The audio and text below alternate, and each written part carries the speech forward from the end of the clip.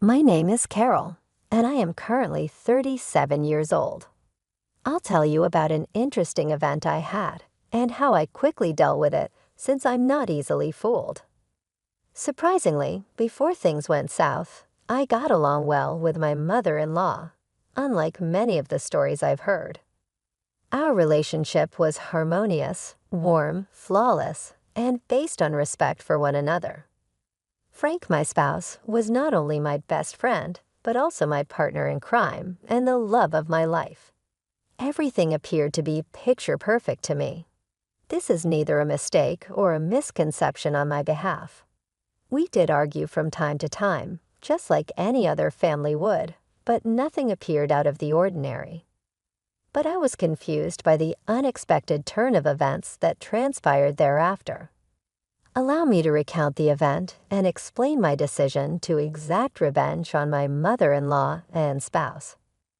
I had taken Frank and myself on a vacation that I had initially planned as something special for our family. But I chose to include my widowed sister-in-law, Tiana, since I knew how lonely she was. I paid for the majority of the trip's expenses, including lodging, food, and activities. Their additional costs were exclusively Frank and Tiana's responsibility. Treating them to a once-in-a-lifetime trip to Spain meant discovering its colorful streets, indulging in tapas, and basking in the Mediterranean heat. I was enthusiastic at the prospect of improving our relationship and making enduring memories. I had no idea that this wonderful journey would set off a series of events that would rock the basis of trust and demolish the myth of our idyllic family. Rewinding to that fateful day, I stood in the living room with smiles on my face, holding travel tickets, full of promise and hope for our dreams of Spain. I gathered Tiana and Frank and told them about the surprise. With a look of puzzlement on their features, they looked at each other. Tiana cocked a small head tilt, her eyes wise. I hoped to see happiness and appreciation in their eyes as I gracefully handed them the tickets and explained about our upcoming trip to Spain. Frank's expression brightened, showing real excitement. "You really are something else, Carol," he said. I was filled with anticipation as I looked forward to our amazing voyage beginning. But Tiana's grin was kinder when she looked up into my eyes. "Oh my goodness, Carol, you've really beyond yourselves. This is an immeasurable gift. I'm really moved," she said. I felt a surge of pride and pleasure in my heart at that time.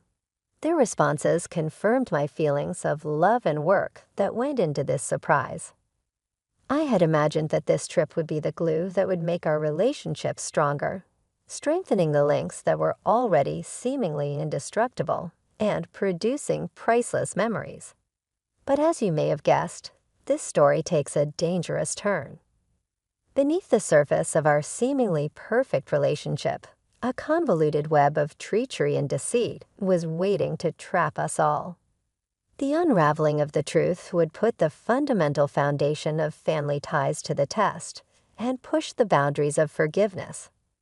We got on the plane and started our 2-week journey as scheduled. As we immersed ourselves in the colorful streets and rich tapestry of Spanish culture, the excitement was evident. The first week passed smoothly, filled with dancing to the contagious rhythms of flamenco, exploring historic monuments, and savoring the tastes of paella. There was laughter and happiness in the air, and I felt proud to think that our relationship would never fail. But I had no idea that a storm was building up over the horizon, ready to pour its wrath down on my gullible heart. I awoke to an empty hotel room on a fateful Monday morning as the sun sent golden rays over the city. My heart was filled with confusion and a mounting sense of discomfort. I grabbed for my phone in a panic, calling Tiana's and my husband's phones in the hopes of getting an explanation. To my dismay, though, their voices and phones stayed silent. As I looked around the empty room for any indication of their presence, fear started to gnaw at the edges of my consciousness. There were no messages, no baggage, no signs of fight or disruptions, just an eerie quiet that hung thick in the air. The minutes seemed to drag on forever as hopelessness threatened to overwhelm me. It seemed like I was abandoned in a strange and alien world. A ray of hope broke through the obscurity. There was a buzz on my phone, indicating a new call. It was Tiana. I felt a wave of relief that was mixed with bewilderment and intense hurt. How could she walk away silently? I took the phone with apprehension, my voice full of a mixture of doubt and worry. "Where are you, Tiana? What took place?" I inquired. I heard Tiana's voice. It was tinted with a peculiar combination of frustration and resignation. It was not, though, the same lovely voice I had known my whole life. It sounded more icy. "Carol, my phone was ringing nonstop, so I thought I should return your call. I apologize for upsetting you. Simply put, I wanted to know where you two went. I was worried that something horrible had happened because your suitcases aren't here." The next thing she said, with a callousness that struck me, was, "We left you." But why? What happened?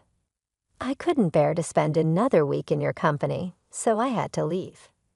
Did I do something wrong? Yes. I mean, how could you be so dense? Excuse me. You sprung up this trip on me, practically forcing me to go with you. I couldn't remain disingenuous any longer.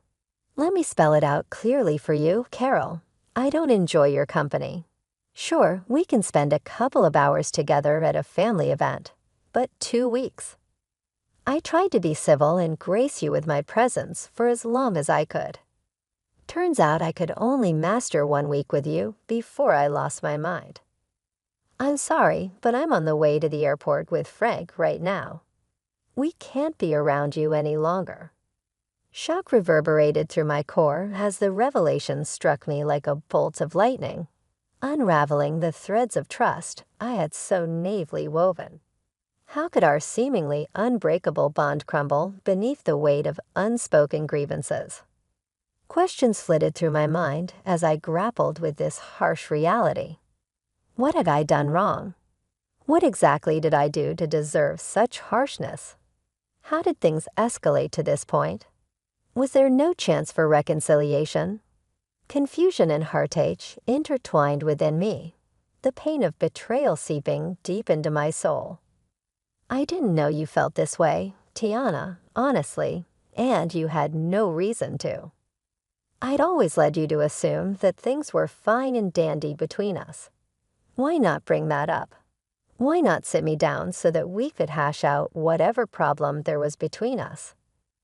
Because if I'm being honest, I still don't know what I've done to wrong you. That's the thing. I just can't put my finger on it. But you just irked me. What? That's the most childish thing I've ever heard. You can't stand me just because of some inexplicable irk. Grow up, Tiana.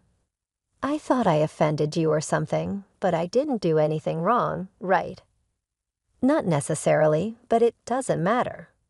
What matters is how I feel about you, and I feel that you're annoying, and I just can't stand being around you. If that's the case, then why did you say yes to coming with us on this trip? Because it was a free trip to Spain. No one is going to turn down that opportunity. But as the days went by, I grew more and more tired of your antics. What antics, Tiana? What did I do that was so bad that you decided to leave me all alone in a foreign country? She failed to answer, and I grew more impatient with this impromptu disdain coming out of nowhere. I was shocked, hurt, confused, and angry. But most of all, I was just sad. I had to inquire about my beloved husband and what he had to say in all of this. Let me speak to Frank. Casually and easily, Tiana passed the phone on to Frank, assuming someone likely Frank was eavesdropping on the entire conversation. He responded with the same indifference and coldness as his mother. Hello, really, Frank? You decided to leave me too. I didn't leave you because I don't like you. I left because my mom needed me to take her home. So you knew about all of this. How long have you known about your mother's apparent hatred towards me? For some time now. I was hoping this trip would bring her closer to you, but I was wrong. Okay, but what I'm failing to understand is why none of you approached me about this. We're all adults, meaning if there's an issue, we solve it. It's not like we haven't had arguments in the past. We sat down and solved those arguments.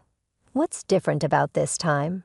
Frank failed to answer, mirroring his mother's earlier silence.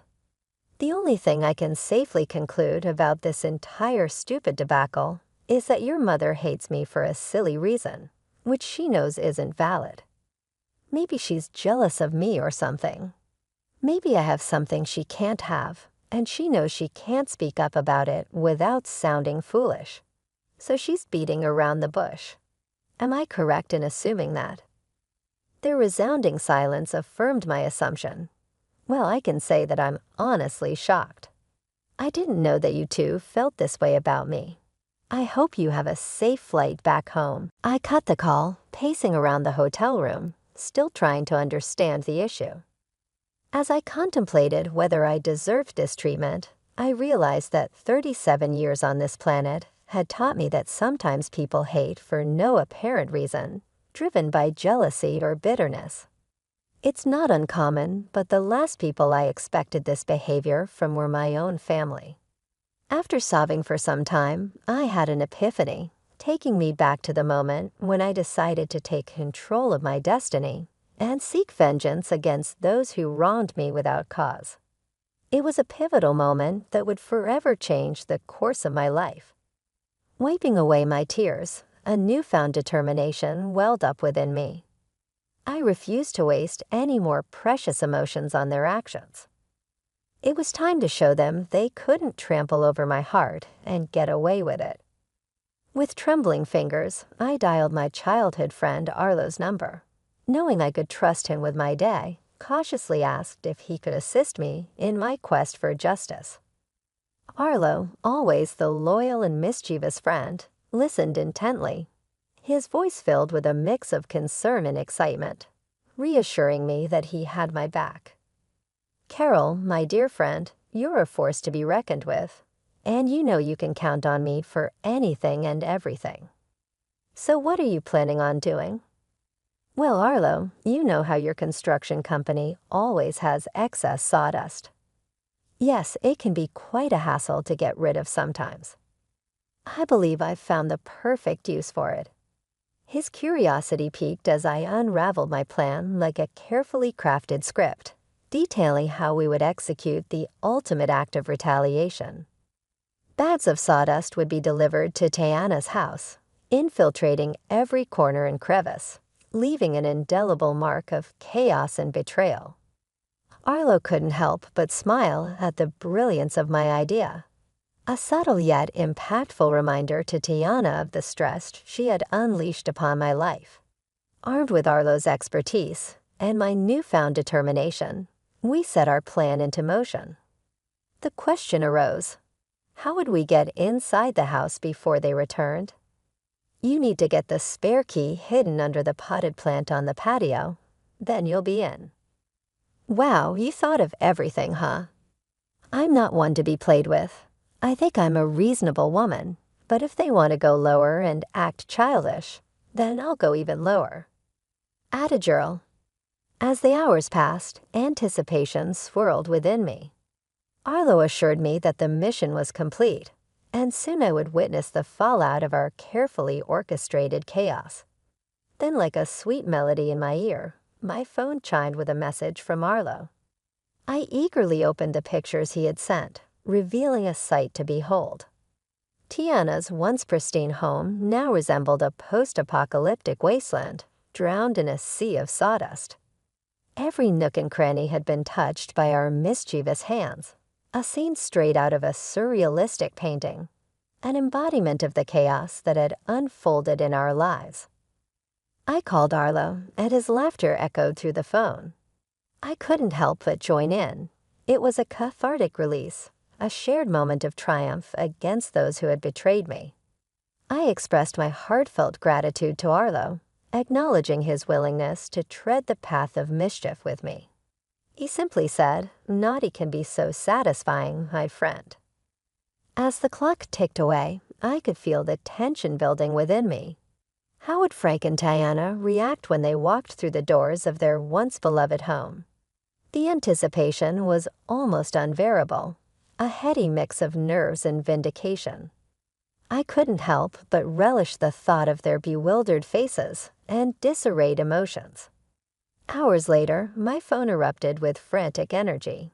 It was Frank, his voice laced with panic and disbelief, as he described the chaotic scene that awaited them, the sawdust-covered house standing as a testament to their betrayal. My heart danced with wicked delight as I listened to his exasperated voice. At that moment, I knew that the message had been received loud and clear. Their actions had consequences, and the chaos they had sown had come back to haunt them. "Carol, it's just awful. Mom is in hysterics." I decided to reveal the part I played in this and said, "It serves both of you right.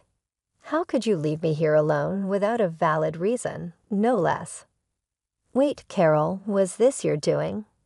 The wailing and panic in the background stopped, and instead, I approached Frank's phone. I heard my mother-in-law say, "Give me that." Before shouting in my ear, "How could you do this to us? To me? I have no idea what you're talking about. Have you considered that this is just your karma?" "Oh, come on, Carol. We all know it was you. Who else would have access to my home?" It's very easy to break into someone's home nowadays, Tiana, especially if you don't have any security cameras installed, which, by the way, you should seriously consider doing to prevent things like this from happening again. Honestly, Carol, how can you do this to us? When are we supposed to sleep? This sawdust is making my lungs ache. Oh, that's right. You probably forgot to get the keys to my house, huh? Well, that's a shame. I'm guessing you two are going to have to stay in yet another hotel. But for how long? Until I decide to come back from my vacation, I guess. I mean, I paid for 2 weeks, after all, and who knows? I might feel greedy and decide to extend my stay. Frank then took the phone from Tiana, and she began to bawl once again, mourning her ruined furniture. "Carol, this was foul. How could you do this? I'm not sure why you think that I'm involved in this at all. How, after all, could I? I'm lounging in the hotel's jacuzzi right now. How am I able to accomplish this?" The two of them were plainly perplexed about what had transpired, so I suppressed my laughing. They didn't have any concrete evidence, but they suspected me, which I plainly did, of being involved in it. I thus reveled in the knowledge that they were irritated, but had nowhere to vent their rage. A wave of satisfaction swept over me as I hung up the phone to say goodbye to Frank. I had seized charge of my story, leaving them to deal with the fallout from what they had done. Knowing Tiana's age, I knew what I did was disgusting and maybe harmful. I mean, staying in that place for even one night might have detrimental effects on one's health. However, I was aware that they wouldn't dare consider remaining there. It was too much tampered with to be livable. All they could do was depend on spending a little more time at a hotel. I spent that extra week in Spain, taking in the culture as I had planned, since I didn't want my money to go to waste. My mother-in-law and husband were probably apprehensive about finding a cleaning service that would take on such a difficult assignment. My mother-in-law would have to remain with us at my house while the house was being professionally cleaned, but I had no idea how long that would take.